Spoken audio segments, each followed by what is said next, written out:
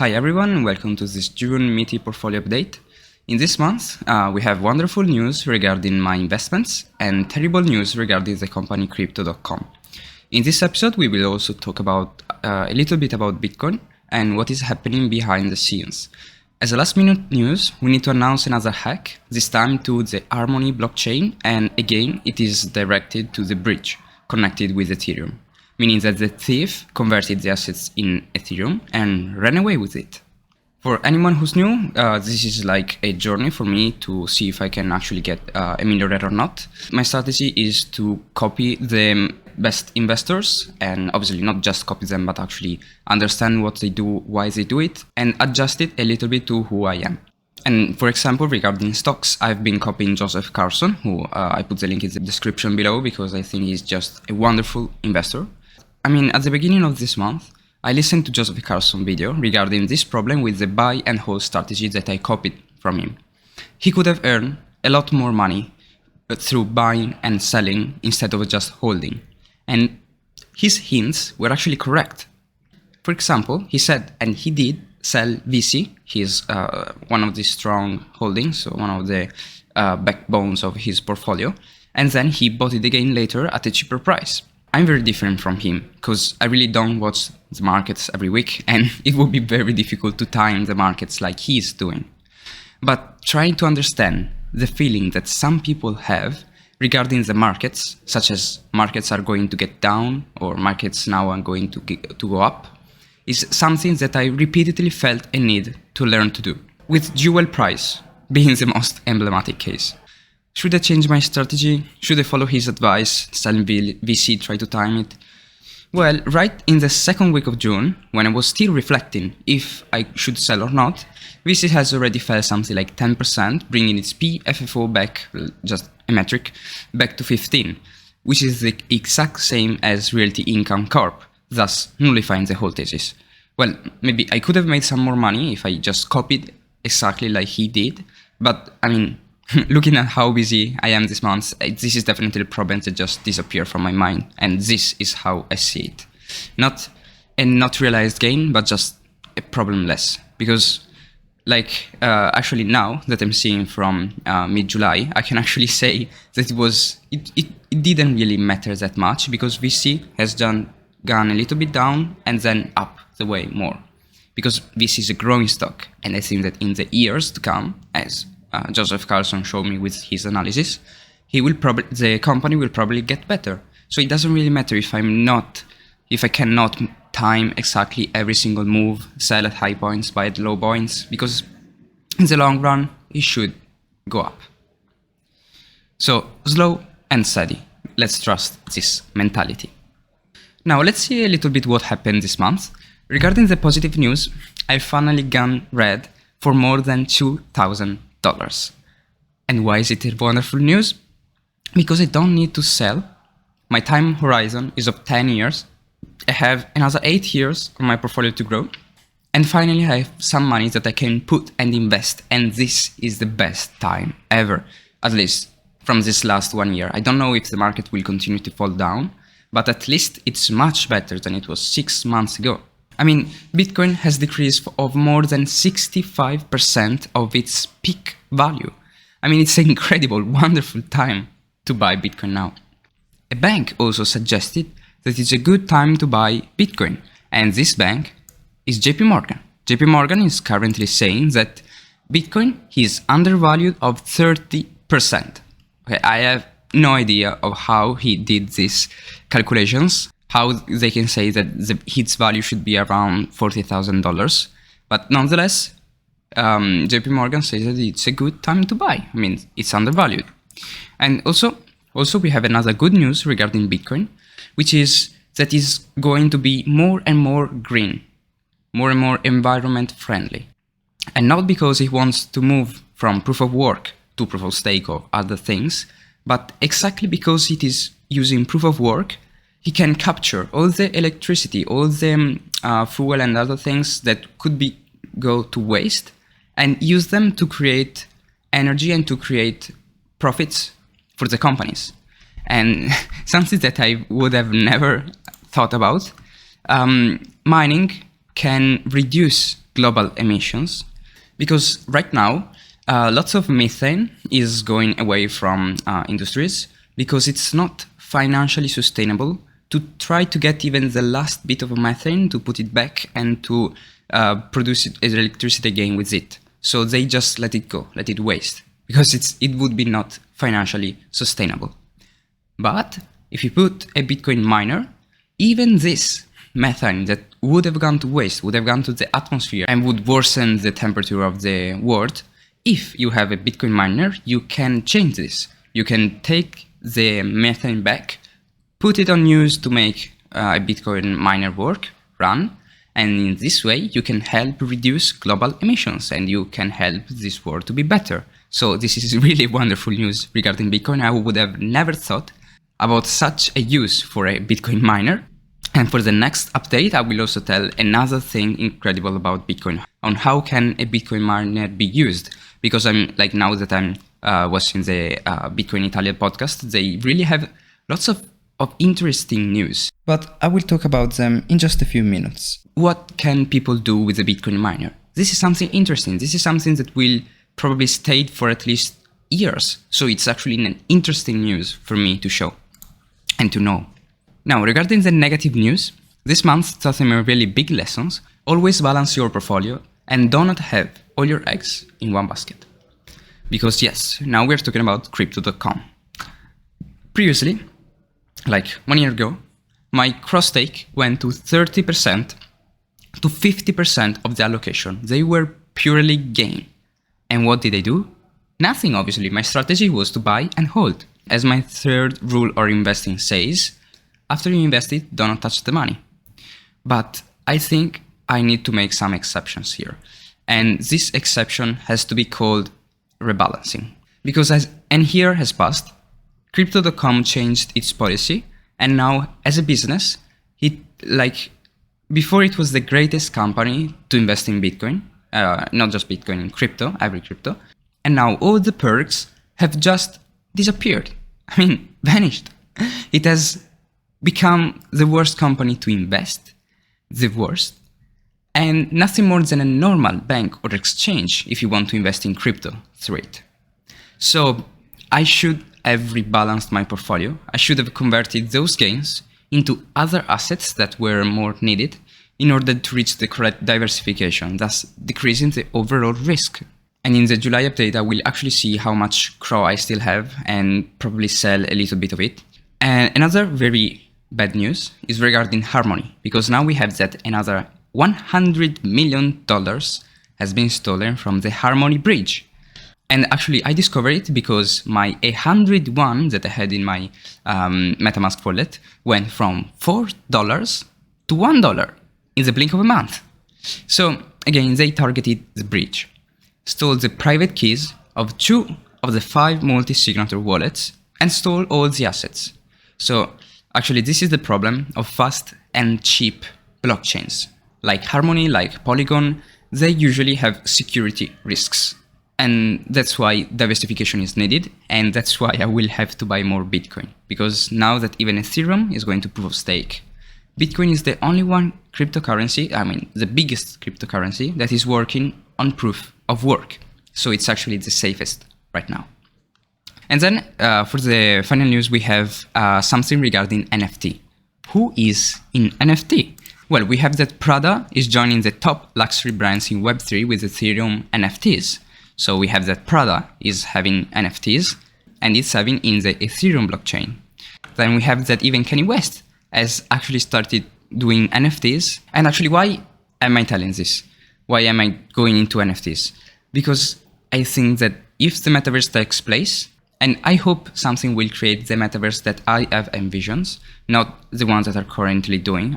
If Facebook does its own Metaverse, it cannot be called the Metaverse. It's just it's just a virtual reality game. Okay, that's what they actually want to do.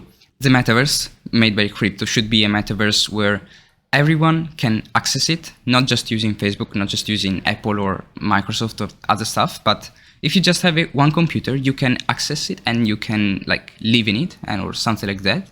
So it has to be a free open source metaverse that anyone can enter it thanks to the power of crypto.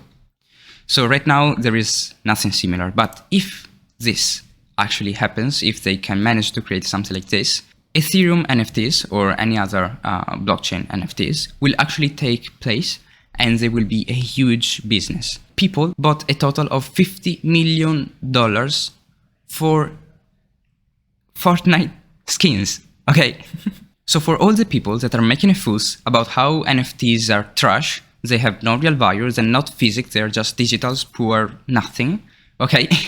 Realized that for a game, okay, kids game, $50 million have been already spent for skin, for pure nothingness, okay? Digital beauty, 50 millions. So if the Metaverse actually managed to get on with all the people coming in the same place and exchange, and actually maybe it can even be used for working, or I have no idea, but it has millions of purposes, not just gaming.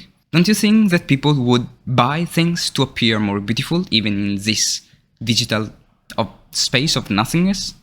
I think so. And also for the last piece of news, I have something to say about Bitcoin.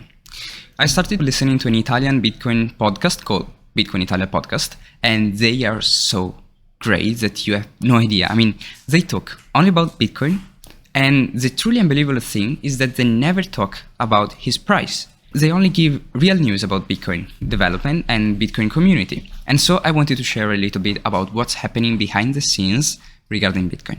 The Bitcoin International Delegation, because yeah, something like that exists, has been called over by the president of the African Central Republic in Bangui, the capital. The president told them about the crisis they are facing. Their economy is completely dependent on France, since they have to use the Central African franc, called colonial franc by them, and France has the power to choose how much franc the state can receive, as well as the buying power of the franc. If what they said in the postcard is true, the president said that France gave them less money than what the Zimbabwe government used, and that they reduced the buying power of the colonial franc by 50%. I had no means to verify the first sentence, but regarding the latter, I found that it was false. From 2015 to now, the value of the colonial franc in respect to the USD had been almost the same as the value of euro in respect to USD.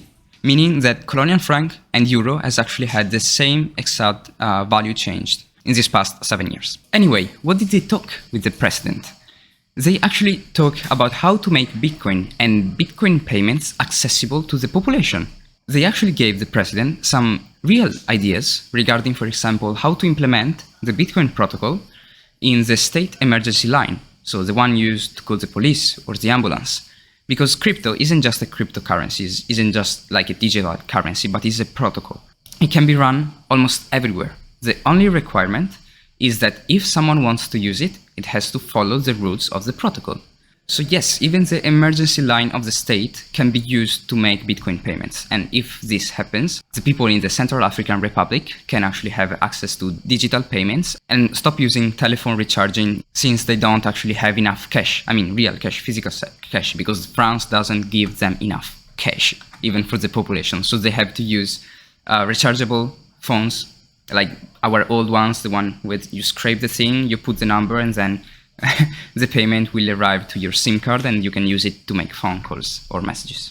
So it was really a nice episode, and if you're Italian, I really suggest you to listen about them, because they're really a nice podcast.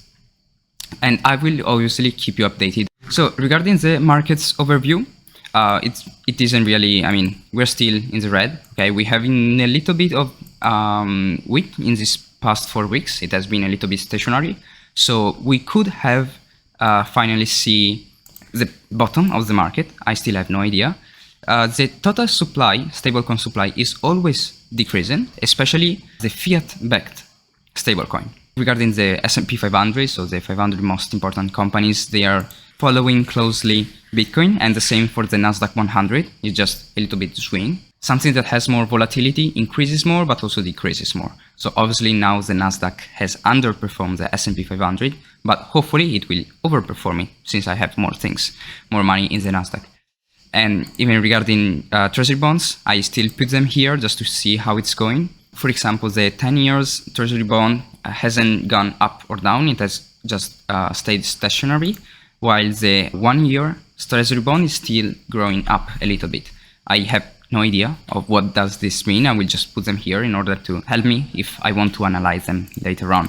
In the last episode, I was wrong when I said that if you put $1,000 5 years ago in the DeFi market, it would have become $24,000, because I forgot that we are not talking about price regarding the DeFi market, but we are talking about market cap. This 24x increase, it's definitely not about the price, but about stablecoins. So people who put $1 and receive $1 or $1 So I'm sorry, I was wrong. I forgot that this metric regarding the DeFi market has to be market cap, because we have to see how many stablecoins are there in order to understand how broad the DeFi markets can be. And actually, regarding stablecoins, next episode I will show a stablecoin that could actually be truly decentralized if they make it happen. So regarding the allocation, I have that now my crypto portfolio is just 50% of the value.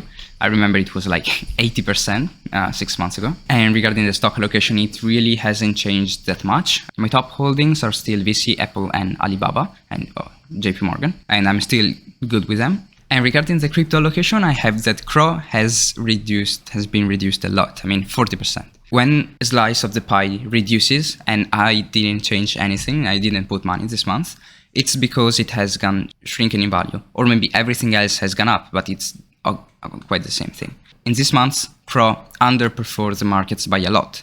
And this is still obvious because it has overperformed the markets. It is getting close to what it was before. So practically, it has nullified my gains. I sold when it was at the peak, when it reached like €1 in value. Now we are in like 10 cents, okay?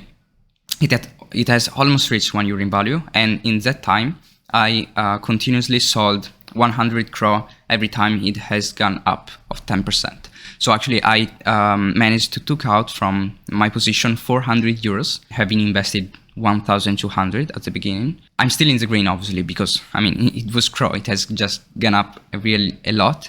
But with these new policies, it can actually get less than what I invested in. So I have to be very careful about this. Here you can see the portfolio allocation overview, which is like stocks are almost the same, while crypto has just gone up and then down. These are the capital gains. In green is crypto, which are obviously the most volatile, and my total overview of the capital gain, minus 2,000. And the dividends are always almost the same. That's why I love them. Never in the negative for the dividends. So let's talk about what's next. What about the stocks? Well, usually markets which have underperformed more will overperform in the next cycle. We have already seen this. Thus, I will have to focus on crypto. I know this is what I'm saying for the past 6 months, but that's how it is. Markets can show the same pattern for months. And we have seen from 7 months now that the market has just gone down.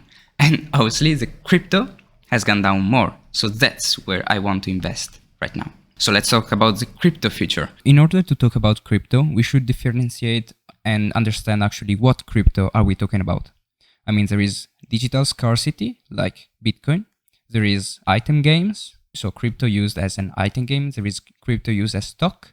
There are many types. That's why I made a specific video that will be released in a few days. And I will dive a little bit more deeply in this particular video. So what I will do next? In the next month, I will finish the IT system, especially internship, finally. I learned a lot but I earned almost nothing. So I need to think about ways of making money from the knowledge that I've acquired. Probably I'll create either a course on YouTube or Skillshare, or maybe I will go into the hypothesis to do like website designing and hosting. I still have to see. So for the projects that I have in mind, I will do an analysis on what is the best crypto cashback card in the market right now, and I will confront Binance with crypto because I think they are the most, they are the winners, and you should choose one of them regarding your personal opinion. And hopefully I will also do like what is proof of work, what is proof of stake, but they are secondary because I mean this wants to be a financial channel, not just a cryptocurrency channel. So yes, this is all for the video. Thanks for watching and see you in the next one.